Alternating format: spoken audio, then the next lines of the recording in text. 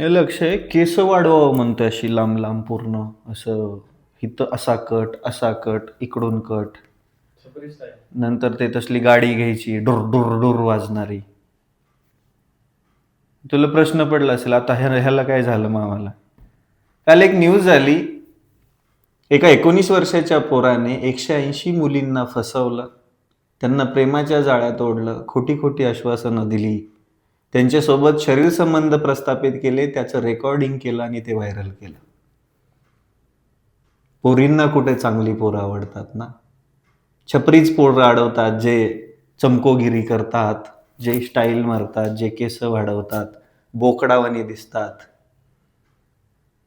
हा, पोरींना बी तसेच आवडतात आणि पोरींच्या बापाला बी एका 22, 23, 24, 25 वर्षाच्या पोराकडे घर पाहिजे, बंगला पाहिजे, गाडी पाहिजे, पुण्यात फ्लॅट पाहिजे, संपत्ती पाहिजे गडगंज. अरे बाप लोकांनो, तुमच्या तरी बापाच्या नावा होती का रे 25व्या वर्षी एवढी संपत्ती. अवघड झालंय. होतकरू पोरं आज अक्षरशः डिप्रेशन मध्ये लग्न होत नाहीये म्हणून. त्यांनी मेहनत केली आहे, त्यांनी अक्षरशः स्वतःचं साम्राज्य उभं करण्याची सुरुवात केली आहे, ते निम्म्यापर्यंत पोहोचलेतही.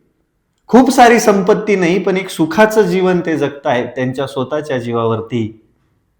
पण ती पोरं पोरींना कशी आवडतील. पोरींना तर तेच हवे आहेत जे फसवतील, जे व्हायरल करतील आणि फेमस करतील. आणि शेवटी पोरींच्या हातात काय लागतं माहितीये? पोलीस स्टेशनच्या चक्रा. आईबापाच्या हातात काय लागतं माहितीये? संपूर्ण गेलेली इज्जत. भेटतं काय? आयुष्यभराचा मनस्ताप असल्या छपरी पोरांच्या नादाला लागून. हे काय कमवताय तुम्ही हे तरी बघा रे. थोडंसं बौद्धिक दिवाळखोरीतून बाहेर या. काय काय पाहिजे तुम्हाला नेमकं हे बघा. खाण्यासाठी, राहण्यासाठी आणि जगण्यासाठी, सुखी जगण्यासाठी खूप काही लागत नाही. फक्त मेहनत करायची तयारी पाहिजे. पण नाही ना, आता प्रत्येकाला पोराकडे गडगंज प्रॉपर्टी पाहिजे, नाहीतर पण त्याने छपरी चाळे केलेले पाहिजेत. पण जे खरंच मेहनत करून पोरगं मोठं होण्याचा प्रयत्न करतंय, त्या पोराकडे बघायला कोणीच तयार नाहीये.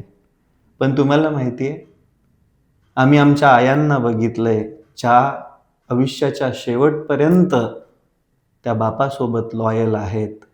पण तो जमाना आता कुठेतरी संपत चाललाय. आणि अजून एक गोष्ट, पोराला हेच माहिती नाहीये की पोरगी नेमकी कशी आहे.